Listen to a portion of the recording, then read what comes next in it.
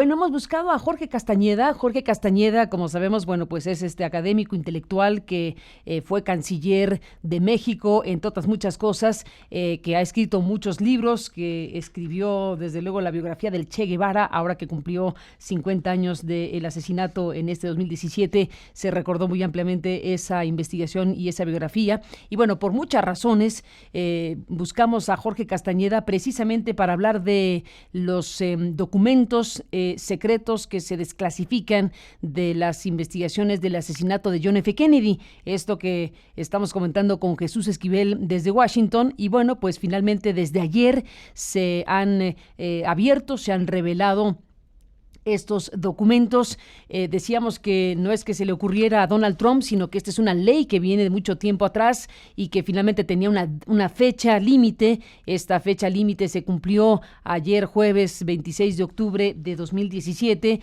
y bueno, pues se desclasifican documentos sobre este importante asunto. No todos, tal como lo acaba de explicar e informar Jesús Esquivel. Pero bueno, ¿qué alcance tiene todo esto? Échale un ojo al artículo de Jorge Castañeda en El Financiero, que titula Kennedy, otra vez Oswald en México. Jorge Castañeda, buenos días, bienvenido, gracias por tomar la llamada. Hola Carmen, ¿cómo te va? Pues mira, un poquito decepcionado, me imagino como muchos, de que el presidente Trump decidió a última hora hacerle caso, sobre todo a la CIA y al FBI, y no abrir la totalidad de los documentos que estaban en juego, sino posponer durante 6 meses la apertura o la desclasificación de buena parte, la gran mayoría de los documentos que se iban a liberar el día de ayer. De todas maneras, hasta ahora, por lo menos la prensa norteamericana, la televisión, los medios, no han podido revisar todo lo que sí salió. Entonces, pues todavía habrá que esperar un par de días, pero sobre todo habrá que esperar estos 6 meses, Carmen. Aparentemente, lo que está, la razón por la cual la CIA y el FBI se siguen oponiendo a que se divulgue todo, tiene mucho que ver con México. No tiene únicamente que ver con México, pero sí tiene que ver con México. ¿En qué sentido? En el sentido de que no quieren ventanear, por así decirlo, gente que trabajaba para ellos en México o en la Unión Soviética o quizás en Cuba o quizás dentro de los grupos anticastristas en Estados Unidos en esa época y que todavía viven o sus hijos viven o algunos contactos de esas personas viven y tampoco quieren divulgar los métodos que se utilizaban. Hay un aspecto bien interesante, Carmen, que trato de mencionar muy de pasada en mi artículo de hoy en El Financiero y que no he podido saber si esto vendrá o ya salió o no. Todos sabíamos desde hace muchos años, Carmen, que el gobierno de México, sobre todo el de Díaz Ordaz y el de Echeverría, esos dos en particular, de López Mateos también, pero sobre estos López Mateos, Díaz Ordaz y Echeverría, le permitían a la CIA fotografiar, escuchar, seguir a toda la gente, sobre todo norteamericanos, pero no nada más, que tenían contacto con la Embajada de Cuba en México en esos años y que viajaban a La Habana vía México, que era junto con Canadá la única manera de llegar a La Habana desde toda América Latina. Eso se sabía perfectamente bien y se sabía también que de ese modo la CIA supo con toda claridad que Oswald había ido 1, 2 o 3 veces a la Embajada de Cuba en esa época para pedir una visa, solicitar una visa para ir a Cuba y de ahí a la Unión Soviética de vuelta. Lo que no ha quedado claro es hasta qué punto los mexicanos y o los norteamericanos tenían intervenidas todas las comunicaciones de la Embajada de Cuba en México con La Habana. Y por tanto no ha quedado claro si la Embajada de Cuba en La Habana o alguno de sus funcionarios le informó a La Habana de lo que se ha dicho, las fuentes de inteligencia, sucedió la última vez que Oswald entró a la embajada, donde le niegan la visa, empieza a gritar y a decirles que son unos desgraciados, etcétera, etcétera, pero que él les va a demostrar que cuán anti-yanqui procastrista es, matando, asesinando al presidente de Estados Unidos. Lo que no sabemos es si este hecho se le reportó a La Habana o no. Uh-huh. Si por teléfono, por cable, en esa época no había otra cosa, cables cifrados, etcétera, por teléfono, o por alguna persona que viajó a La Habana, eso nunca no se ha podido determinar. Fidel Castro, en alguna de sus entrevistas con la gente de la comisión Warren, si no me equivoco, en 1965, 2 años después, dijo que él no había sido informado. Pero pues eso es lo de menos. Obviamente iba a decir eso, porque si hubiera dicho que sí fue informado, la siguiente pregunta es, bueno, ¿y por qué no le dijiste a alguien? Entonces, pues era lógico que negara que hubiera sido informado. Este tipo de intervención de los norteamericanos y de los mexicanos que trabajaban de la mano, o sea, la Federal de Seguridad era un apéndice del FBI y de la CIA, no era realmente una organización mexicana, era mexicana en la parte de tortura, de guacanazos y todo eso, Carmen, ¿no? En la parte de inteligencia, pues trabajaban para la CIA. Y esto es lo que probablemente esté en estos documentos que a última hora la CIA y el FBI pudieron detener porque no quieren ventanear a sus contactos en México, sus fuentes en México. Conviene recordar que en ese momento el secretario de Gobernación es Gustavo Díaz Ordaz y el subsecretario de Gobernación encargado de estos asuntos es Luis Echeverría.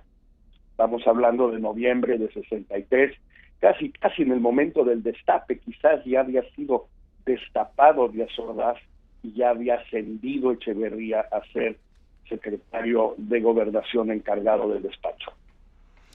La expectativa, Jorge Castañeda, desde luego, pues ha sido enorme. Tal vez, como tú dices, hay cierto grado de decepción porque de lo que se esperaría encontrar, a lo mejor no se han encontrado las claves, las pistas todavía, precisamente de lo que esclarezca si hubo o no un gran complot para asesinar al presidente de los Estados Unidos o finalmente estamos frente a la acción de un personaje en solitario, que esa es la gran, bueno, en fin, todo lo que se ha dicho, escrito, hecho películas, libros, es una industria en torno a Kennedy a lo largo de estas décadas. Así es, pues ya es más de medio siglo, Carmen, sigue habiendo mucha especulación, de vez en cuando salen datos nuevos.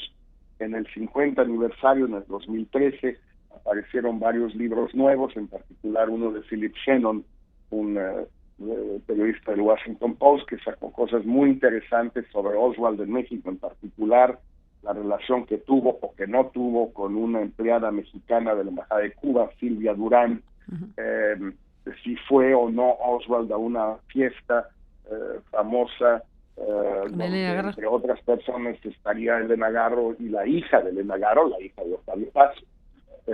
Si eso sucedió o no sucedió, en fin, hay una serie de cosas nuevas de los últimos años, pero estos documentos tal vez sí arrojen algunos datos nuevos, Carmen, tanto los que se abrieron ayer como los que se van a abrir dentro de 6 meses debido a esta decisión de último minuto de Trump de no divulgar todo. Así es. Pues es un tema de enorme importancia. Jorge Castañeda, bueno, imposible no preguntarte esta mañana, además de lo de Kennedy, que te agradezco tus comentarios y la revisión que haces, además de lo que pudimos leer en el propio Financiero con esto que escribes y que has aquí retomado, Kennedy, otra vez Oswald en México. Bueno, además de esto, que es muy importante y por lo cual te invitamos, no puedo evitar una pregunta sobre lo que acaba de ocurrir, que es la declaración de independencia de Cataluña. Hace unos minutos vimos precisamente cómo finalmente el Parlamento le da la votación, hace el recuento de los votos, declara la independencia, prácticamente en automático el Senado español activa el artículo 155, pues para darle poderes a Mariano Rajoy, que lo primero que hará es destituir al presidente de la Generalitat. Vaya panorama, Jorge, ¿cómo lo ves tú?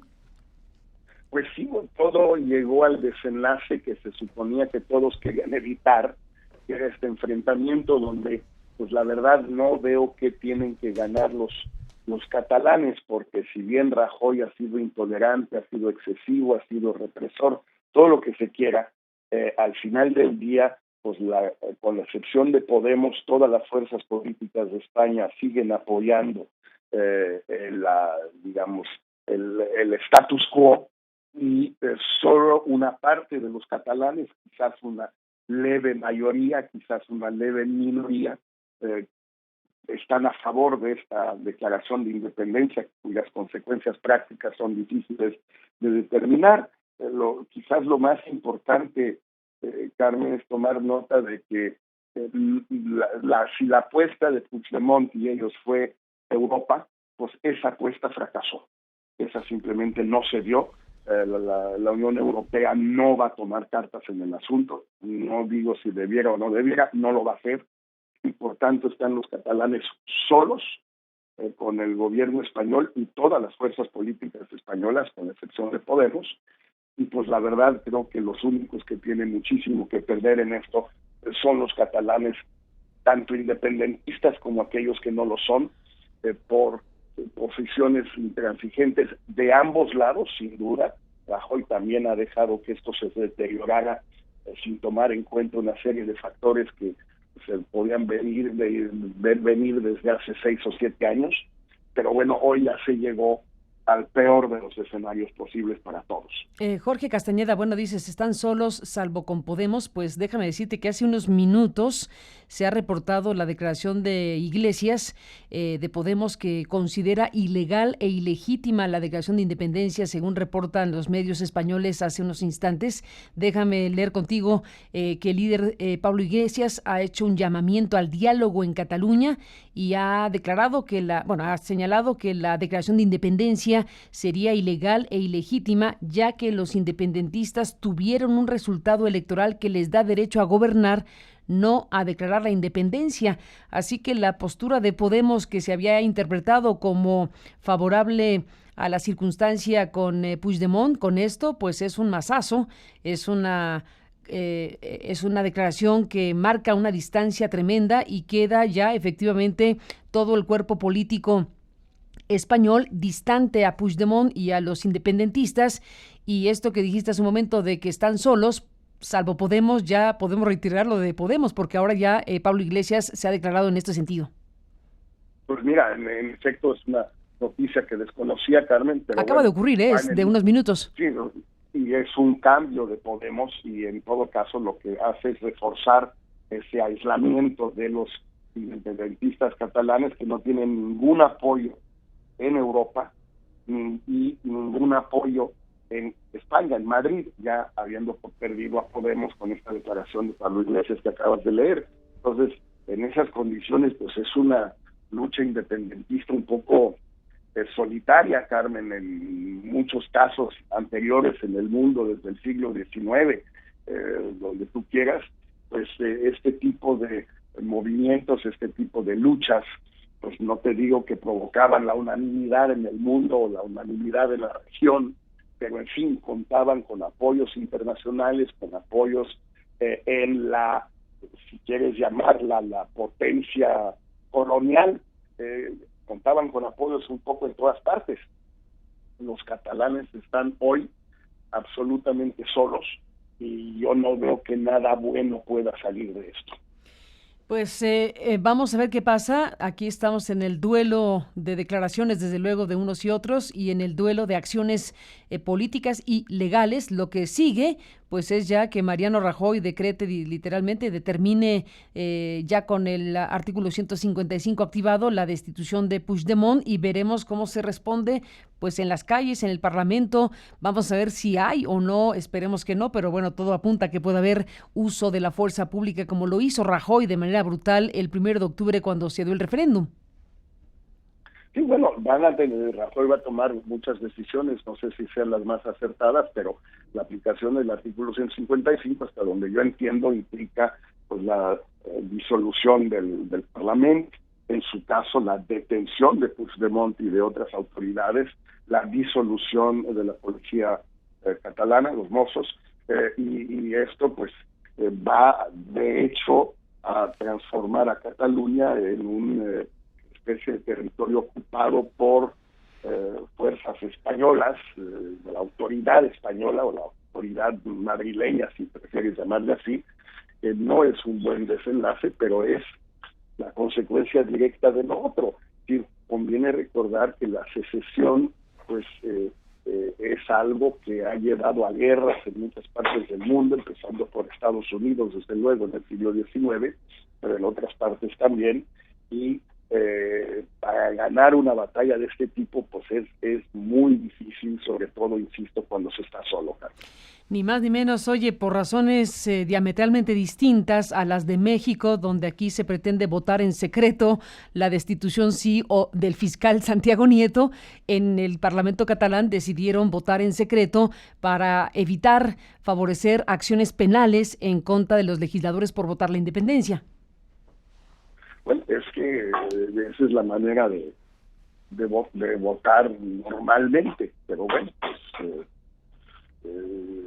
solo en México se le puede ocurrir llevar una votación tan importante en secreto, pero por otro lado, pues también se entiende en México la lógica del voto secreto. Acá estamos por la aritmética de los votos y ya sabemos que es otra la circunstancia. Quise traer a colación que, bueno, pues en momentos totalmente distintos, diametralmente diferente la circunstancia, pero allá votaron en secreto justo por la razón que acabo de mencionar, porque habrá implicaciones legales, como dijiste. Es probable o altamente probable que Rajoy no solo lo destituya en términos legales a Puigdemont, sino que incluso pues vaya por su detención.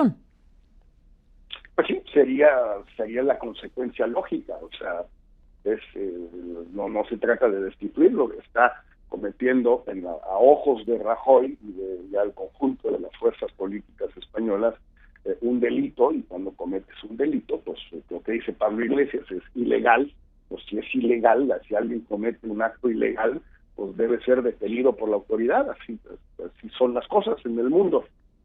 Vamos a ver cómo se ponen las cosas, es minuto a minuto lo que pasa en Cataluña y en España, y bueno, pues por lo pronto lo que sucede en Estados Unidos con la revelación de documentos o de una parte de los documentos del caso Kennedy también desde luego atrapa nuestra atención. Gracias, Jorge, por estar aquí para comentar ambas cosas. Un abrazo, buenos días y hasta la próxima.